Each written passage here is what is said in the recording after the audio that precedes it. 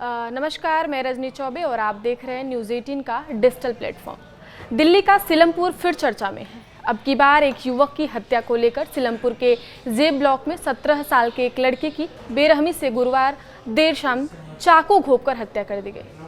मृतक का नाम कुणाल है। उसकी मौत को लेकर सीलमपुर में तनाव है। लोग सड़क पर उतर आए हैं। अनहोनी को रोकने के लिए भारी संख्या में पुलिस तैनात है। चप्पे चप्पे पर फोर्स है। मृतक के परिजन भी पीछे हटने को तैयार नहीं हैं। गुरुवार रात से ही धरना प्रदर्शन कर रहे हैं। कुणाल को इंसाफ दिलाने की मांग कर रहे हैं। वे कुणाल के कातिल को फांसी देने की मांग कर रहे हैं। नौबत तो यह आ गई है कि अब पलायन के पोस्टर लगने लगे हैं। जी हाँ, कुणाल की हत्या के बाद सीलमपुर इलाके में तनाव चरम पर है। इस घटना में हिंदू मुस्लिम एंगल आने से मामला और बिगड़ गया है। कुणाल की हत्या से इलाके में काफी रोष है। स्थानीय लोगों का कहना है कि कुणाल दूध लेकर आ रहा था, तभी पूरी प्लानिंग से उस पर हमला हुआ। उसके ऊपर गुरुवार शाम करीब 7:45 बजे हमला हुआ। चाकू से हमले में कुणाल की मौत हो गई। इस घटना के बाद कई हिंदू परिवारों ने अपने घरों के बाहर हिंदू पलायन कर रहा है, यह मकान बिकाऊ है और योगी जी मदद करो जैसे पोस्टर लगा दिए। आइए जानते हैं कुणाल हत्याकांड क्या है। कुणाल के परिवार वालों का आरोप है कि मुस्लिम समुदाय के 4 से 5 लड़कों ने उनके बेटे की हत्या की है। इस हत्याकांड का खौफ इस कदर है कि अब इस इलाके के आम लोग अपने घरों के बाहर ऐसे पोस्टर लगाने लगे हैं। सीलमपुर की दीवारें पोस्टर से पट चुकी हैं। रविदास गली की दीवारों पर किसी पोस्टर पर लिखा है दिल्ली की सीएम रेखा गुप्ता जी हमारी मदद करें, तो किसी पर लिखा है कि हमें योगी मॉडल चाहिए, यानी बुलडोजर एक्शन, हिंदू पलायन कर रहा है, योगी जी मदद करो। कुणाल के परिवार वालों का आरोप है कि मुस्लिम समुदाय के 4 से 5 लड़कों ने उनके बेटे की हत्या की है। इस हत्याकांड का खौफ इस कदर है कि इस इलाके में आम लोग अपने घरों के बाहर ऐसे पोस्टर लगाने पे मजबूर हो गए हैं।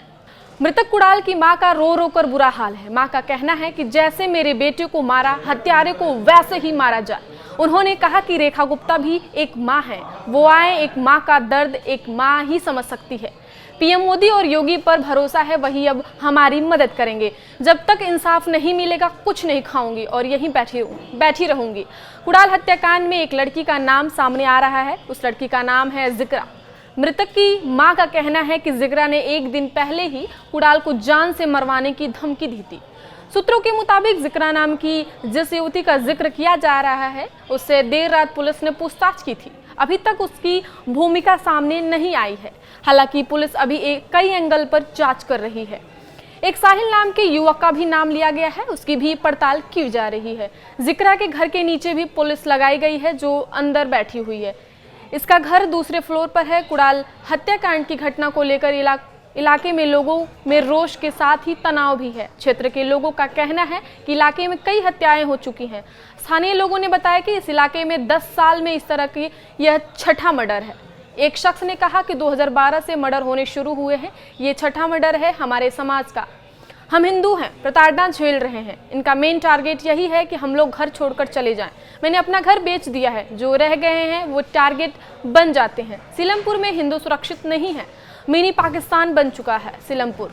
स्थानीय लोगों ने गुहार लगाई है कि उन्हें सीलमपुर में योगी मॉडल चाहिए। उन्हें आरोपियों के घर बुलडोजर एक्शन चाहिए। बहरहाल सीलम हत्याकांड पर दिल्ली की सीएम रेखा गुप्ता की पैनी नजर है। रेखा गुप्ता ने कहा, मैंने 17 वर्षीय लड़के कुणाल की हत्या के बारे में पुलिस कमिश्नर से बात की है। पुलिस आरोपियों की तलाश कर रही है और उन्हें जल्द ही पकड़ लिया जाएगा। FIR दर्ज कर ली गई है और पुलिस काम पर लगी हुई है, न्याय मिलेगा।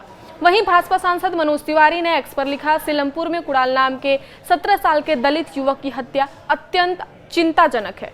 क्षेत्र के लोगों में रोष बहुत ही स्वाभाविक है। मैं रात से ही जिले से लेकर सीनियर पुलिस अधिकारियों से संपर्क में हूँ।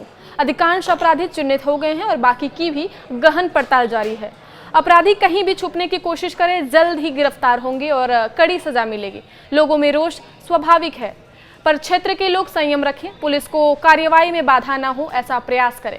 मैं अभी 2:30 बजे तक पहुंच रहा हूं, ऐसा उन्होंने बयान दिया था। सीलमपुर एक सघन आबादी वाला इलाका है। यहाँ हिंदू और मुस्लिम समुदाय दोनों रहते हैं। यह क्षेत्र पहले भी सांप्रदायिक तनाव का गवाह रहा है।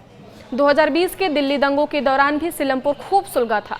अब कुणाल हत्याकांड पर सीलमपुर धीरे धीरे सुलग रहा है। हालांकि इलाके में पुलिस बलों की तैनाती है, रास्ते को खुलवा दिया गया है और पुलिस और प्रशासन ने लोगों से शांति बनाने की अपील की है। सीलमपुर में मुस्लिम आबादी ज्यादा है। आगे की खबरों के लिए देखते रहिए न्यूज़ 18 का डिजिटल प्लेटफॉर्म। धन्यवाद।